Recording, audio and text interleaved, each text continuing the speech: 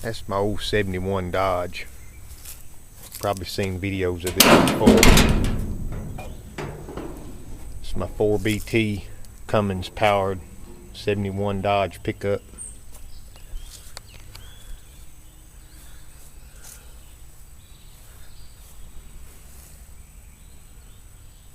Still going strong. Finished it in September of 2009. This is October 2012. I've put almost 40,000 miles on it since I fired it up.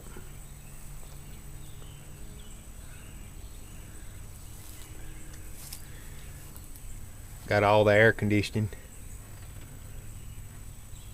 hooked back up on it. This was a factory air truck.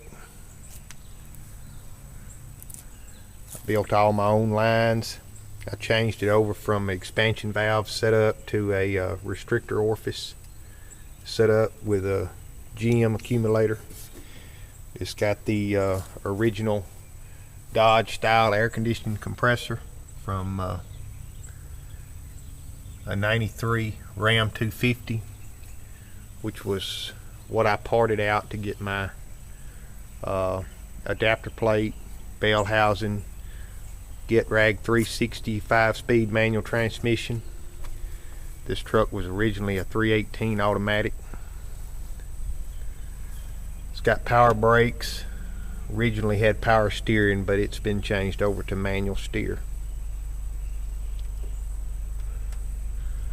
It's my little added fuel water separator back there. Running a genuine Cummins Fleet Guard FS 19627 filter. Original mechanical lift pump.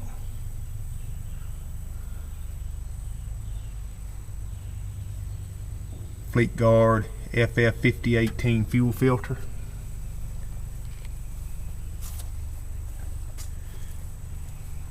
Genuine Cummins Fleet Guard LF 3553 oil filter.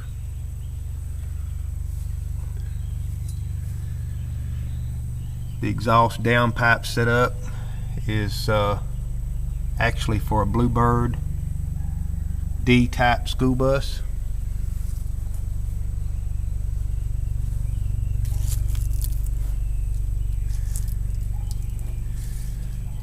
The clutch slade cylinder there is for a F350 Ford, unfortunately, but it's the only Ford part on here.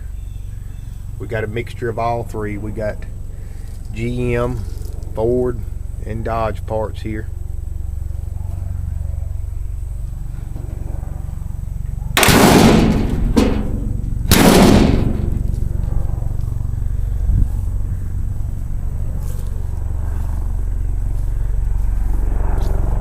Made one modification.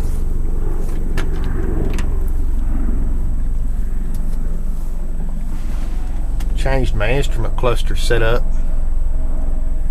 there to no longer have an oil light. We have an oil pressure gauge now. It works real nice. Reads good oil pressure. You can see there the odometer showing 40,000 and 91.6 miles to this date. 5-speed manual get rag 360.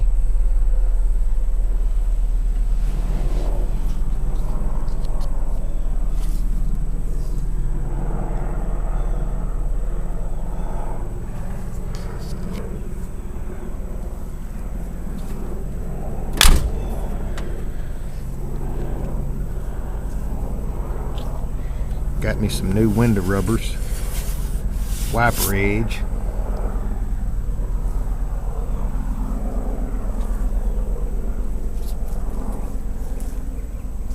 Put some new tires on it last year.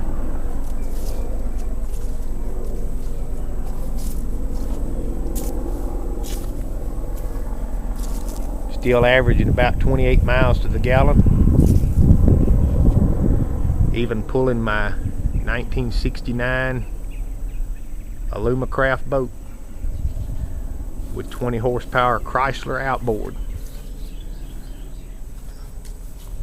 I call this the ultimate poor man's fishing rig.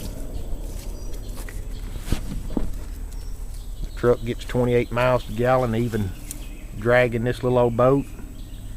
And that little 20 horsepower Chrysler outboard right there is real cheap on gas as well.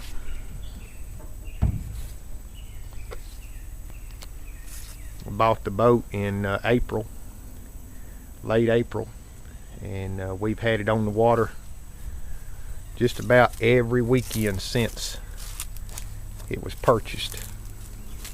I still haven't done any of the trailer work that I wanted to do. I'm waiting for the fall. When the fall gets here, I'm gonna make some modifications to this trailer, replace some of them rollers and add some rollers. I've had to replace the trailer tires since I bought it. We had one of those blow out one night coming home,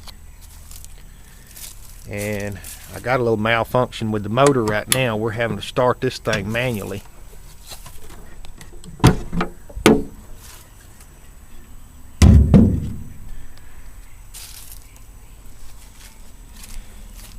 My Bendix broke. Bendix broke on the recoil start, and I gotta find one of those. I found one on eBay, but I didn't really want to pay what they wanted for it, so we're having to start it by the rope wrap on the top. It doesn't work out too bad because this motor usually cranks first pull every time. Once it cranks, it don't give you any trouble. It's ready to go. It's pretty cool. I still got to put a video up. We got to take a video of this thing out on the water.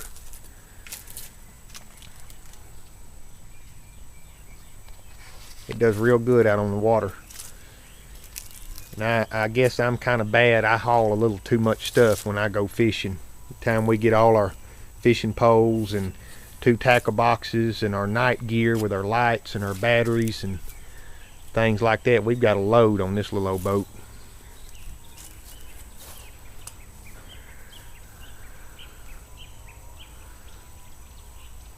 That makes for a pretty cool vintage fishing rig. You got the vintage Dodge truck to pull it around and vintage Chrysler outboard. I'd kind of like to find an electric starter set up for that motor. And we carry a battery anyway because we got us a fish finder / depth finder rig that we got mounted up right there we carry with us. If anybody has any ideas where I might find an electric starter for that motor, or know where extra parts motor is, or anything like that, I'd appreciate a comment and some information. But that's the update for today, Friday, October 5th. We're going to be loading this thing up after a while, heading back out fishing tomorrow morning. So you all have a good one.